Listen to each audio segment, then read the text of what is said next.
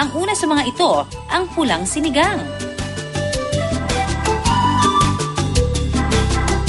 Ang mga sangkap, 1/4 cup ng mantika, 6 na bloke ng tokwa, 2 pirasong bawang, 1 sibuyas, 3 hiniwang kamatis, 2 hiniwang labanos, 4 na hiniwang sigarilyas, 1 tali ng sitaw, bulaklak ng roselya, 2 pirasong hiniwang talong, 2 taling talbos ng kamote, 2 taling mustasa, 3 siling pangsigang, asin at paminta. Una munang naglagay ng mantika sa lutuan. Nang uminit, iprinito na ang tokwa. Imbis na gumamit ng karne, mainam daw na pamalit ang tokwa dahil ito'y mayaman din sa protina, pero di nakapagpapataas ng presyon. Kapag nagkulay brown na ang tokwa, maaari na itong iahon. Ilagay sa paper towel para maalis ang sobrang mantika. Para naman sa sabaw, mag-gisa ng bawang. Isunod ang sibuyas. Sunod na idinagdag ang kamatis. Pwede natin actually nang mag-blanch. Blanching ang tawag sa sandaling pagluluto ng pagkain sa kumukulong tubig. Ang gulay ay hindi masyado natin niluluto para nare-retain natin yung vitamins and minerals at saka yung crispness ng mga gulay.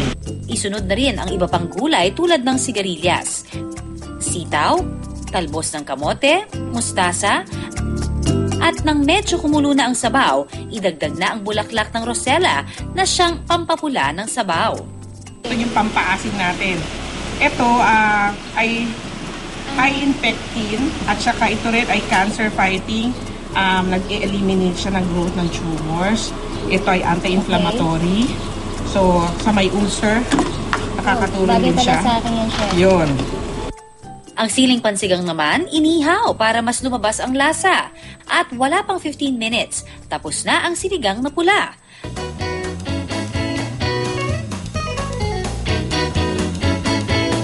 Ang ating recipe, nagkakahalaga ng 209 pesos para sa 6 hanggang 7 katao. Sunod namang itinuro ni Chef Shell ang tuna tropical pasta.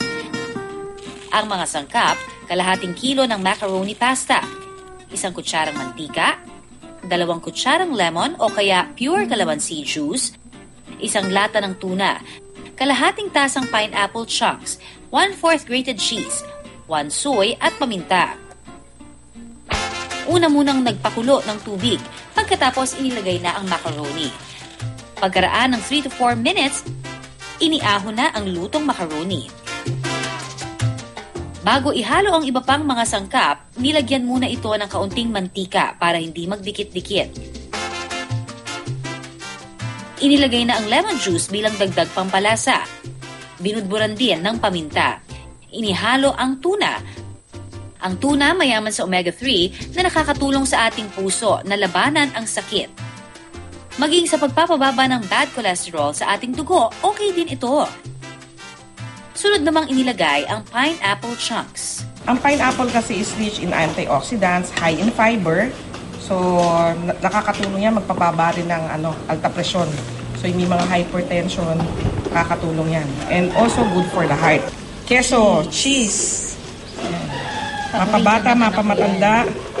Yan, paborito ang queso. Sunod na ilagay ang coriander o wansoy. Ang mga herbs na yan, high in fiber. Good siya for diet, good siya for cleansing. So 7 minutes pa lang, halos tapos na tayo, di ba? Bilang panghuli, naglagay ng paminta.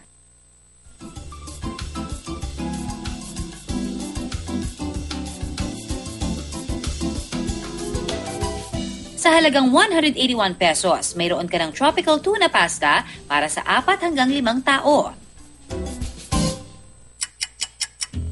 Pagkatapos, si Marge naman ang sumubok sa isang recipe na itinuro na sa kanya ni Chef.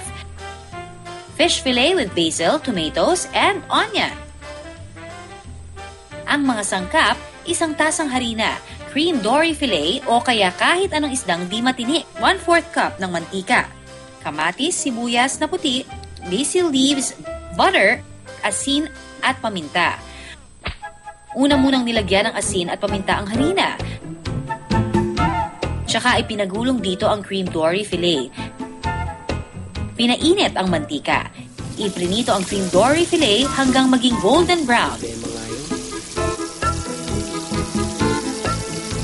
Ang isang tulad ng cream dory, mayaman sa protein, vitamins at minerals na nakatutulong sa pagpapababa ng blood pressure. Isinantabi muna para sa sauce. Pinunaw ang butter. Iginisa rito ang sibuyas, kamatis at basil. At panghuli, asin at paminta.